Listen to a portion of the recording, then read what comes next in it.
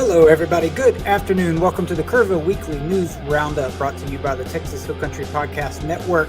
We are your co-hosts, Tom Fox and Andrew Gay, here in the studio this afternoon to discuss our top news picks for this week of May. Welcome, everybody. Welcome to the show. Thank you for joining us. Tom, hello. How you doing? Good. Welcome, everyone, and thanks. Welcome back. Yeah, welcome back. Welcome back. We've got a nice little string of doing these now, so it's excited to be here. I think we got plenty to talk about today. So, Tom, why don't you do the honors and kick us off, sir? Sure. So the biggest story I saw this week was, of course, involving Harvey Belluw, the county commissioner, and the backstory is that when he was 16 or 17, he burglarized a facility. Maybe he was 17.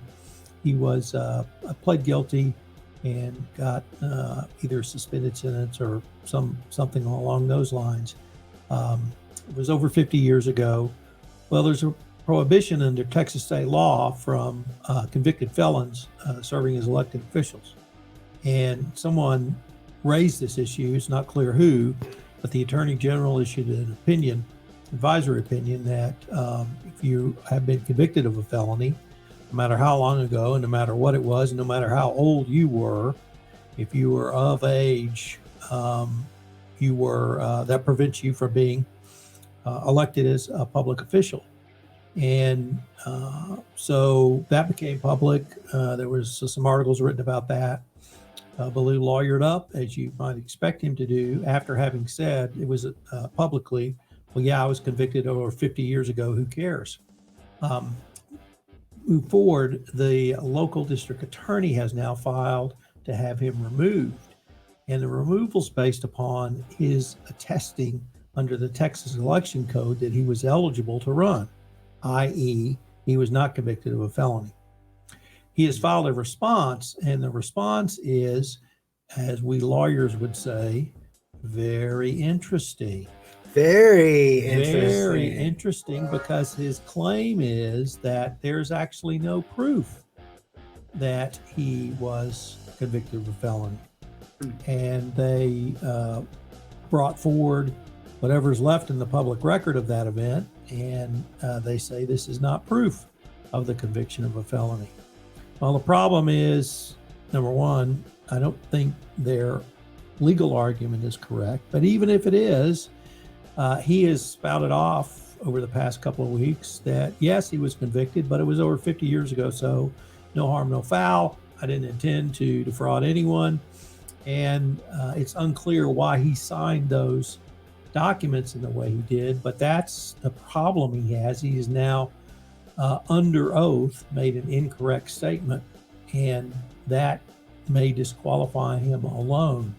So it's in the court system, and justice will run its course, but it's certainly a huge imbroglio for Mr. Belluw. There are ways that he could have taken care of this, or take care of this now, probably by petitioning the court to have it expunged, removed, or other. And he would have to probably step down and rerun, but that's certainly one option available to him. Nevertheless, he has chosen not to do that. He's chosen to claim that there's no evidence he was convicted of a felony, even though he said he was convicted of a felony. So it's going to be interesting to see how all of that plays out.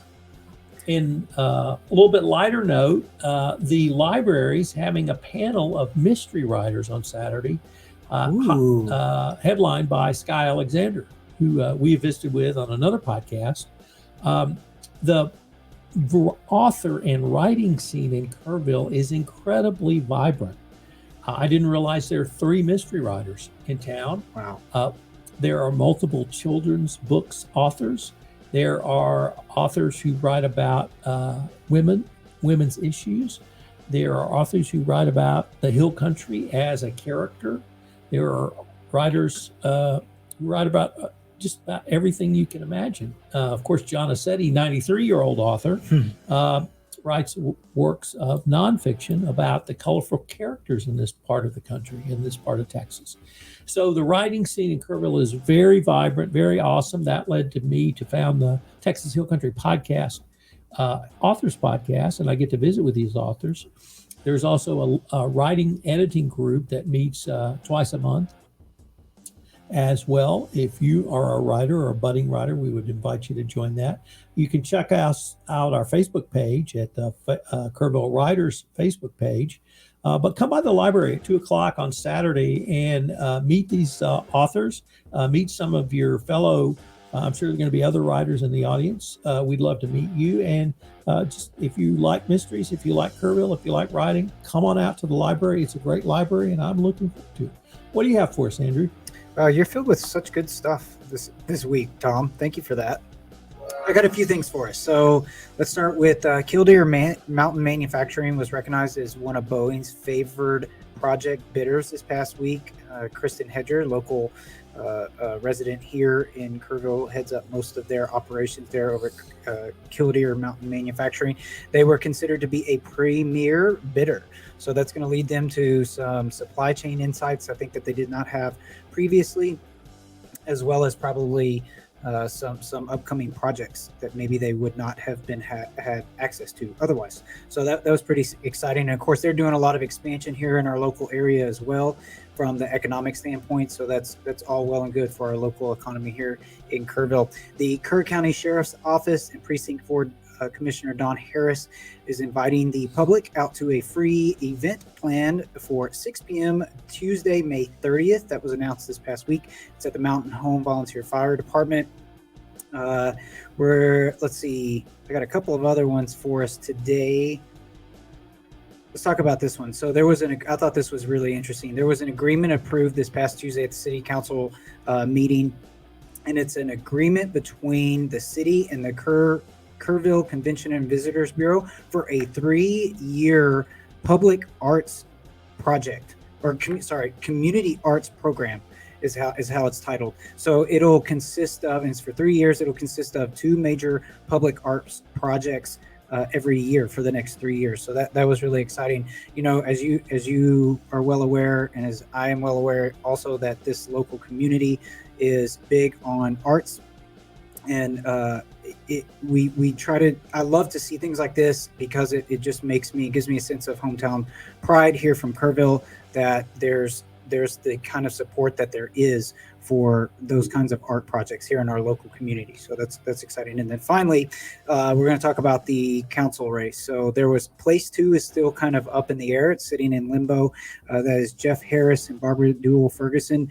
That is yet to be decided. I think there's 12 ballots that still need to be counted, and that will be decided. We'll get a final answer on that by this Monday. However, if one of these candidates requests a recount, which I think is anticipated to happen, then there may be some subsequent updates along the line. So maybe the person that's declared Monday may not have victory so soon just yet. So those are my mentions for this week.